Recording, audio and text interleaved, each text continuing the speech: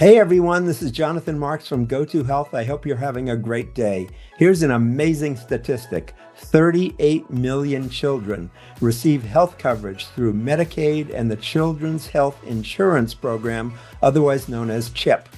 But unfortunately, cuts to Medicaid could reduce federal spending on children's health by an estimated $100 billion over the next 10 years. The cuts come as children's hospitals continue to face pediatric workforce shortages and youth mental health problems. For families in this program, the debate over children's health care is not abstract. It's the specialist appointment that cannot wait, the therapy that keeps progress on track, the medication that needs to be covered, and the hospital team that knows their child's story.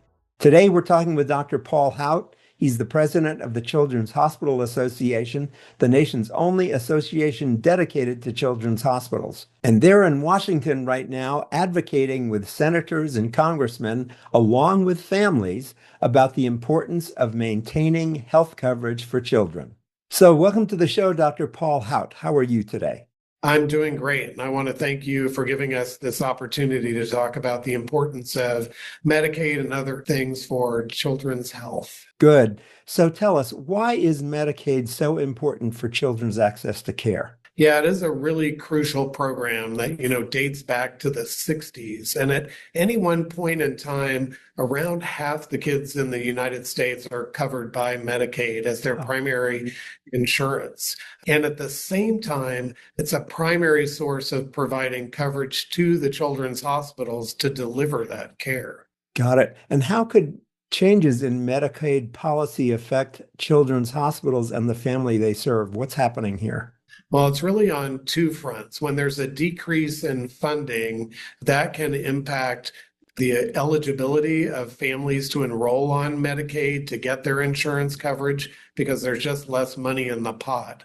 On the other hand, on the children's hospital side, the average children's hospital has about 50% of their patients who are covered by Medicaid. Wow. But many of our hospitals have upwards of 60 to 75% of their patients covered by Medicaid. So again, decrease in funding could mean more uninsured patients or underinsured patients and an impact on a hospital's ability to deliver life-saving care.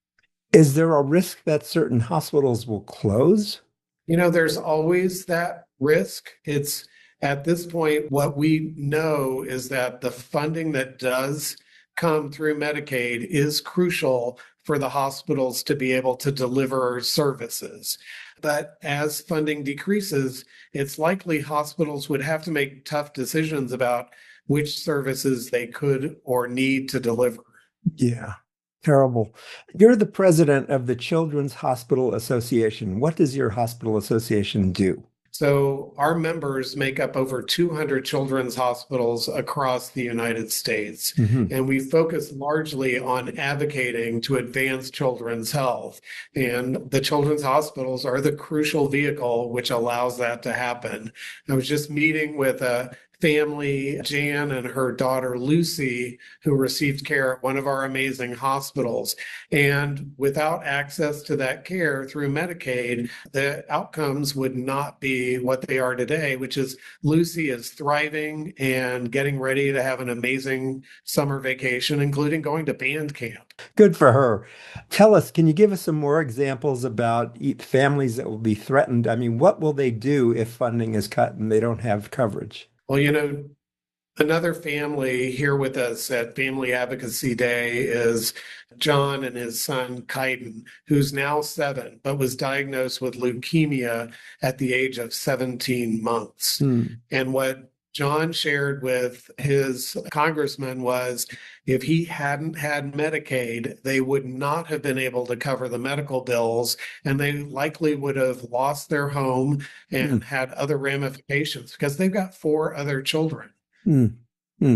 So you just mentioned you're at Family Advocacy Day. Where is that? What is it? And what's happening? Yeah, we're right here in Washington, D.C., and we've, for the 21st year, brought in families from across the country representing more than 30 of our children's hospitals to go to the Hill and meet with legislators and other decision makers to share their personal story so that when people are making decisions on policy, they're connecting it to an actual child and a life. I know Medicaid is going to be cut. I mean, is there any possibility that this is going to be changed somehow with Family Advocacy Day? What's the hope? Yeah, so, right now the administration is creating the rules to roll out what was in the legislation in HR 1. Hmm. And so we do have this opportunity and time right now to influence legislators and other administrative decision makers on what those look like to help ensure that if there are cuts to Medicaid, they're done in a way that protects access for children to the care that both Lucy and Kaiden needed so that they could not just survive, but thrive through the rest of their life. If people want to learn more, let me give you a website. It's bit.ly, bit.ly, bit.ly/child health policy, bit.ly/child health policy. Now, Paul, if families are not there with you in Washington, is there a way they can talk to their congresspeople about advocating for children's health? Yeah, 100%. Every one of our hospitals has specialists on their team who are working both at the state and the federal level to advocate and tell these stories. So reaching out through your children's hospital is a great way. Also, go to our main website, childrenshospitals.org, or follow us on social media at Children's Hospitals to learn more about the work we're doing to support our hospitals, but more importantly, the stories about our families and the true impact. You know, I have to share, my sister worked at a children's hospital in Philadelphia for over 30 years, and I was witness to the importance of the care that so many children receive and really the life-saving care in many instances. I'm so glad for the work that you all are doing. Thank you. Absolutely. It's an honor to serve in this role. And, I worked for over 20 years clinically as a pediatric oncologist. So to be able to take my experiences of serving patients and families directly and now advocate at this level for what I truly know are the needs is a mission-driven moment for me. Amazing. Thank you for that. Paul, are there any questions I didn't ask that I should have, or what kind of big message would you like to leave with people today?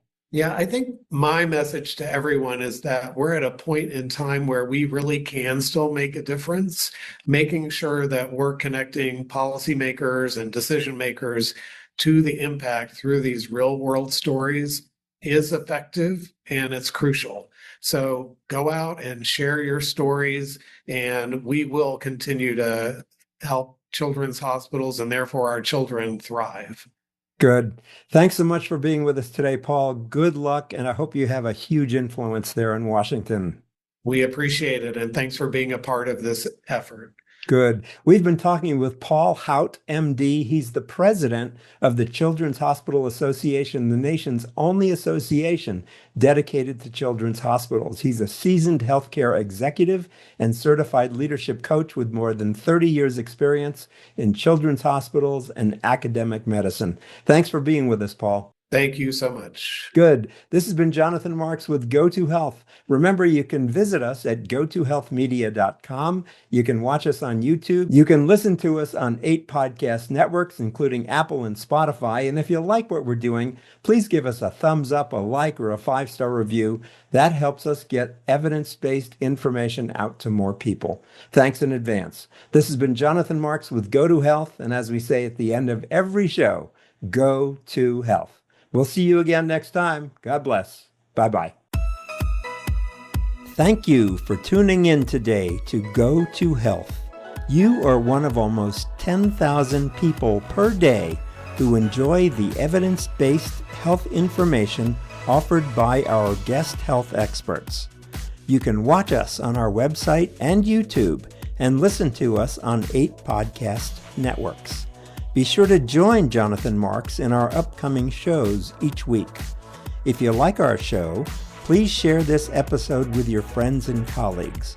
You can subscribe to the show, join our email list, send us feedback, browse through the online store, and view our library of over 150 shows at GoToHealthMedia.com. See you next time, and remember to elevate your life with GoToHealth.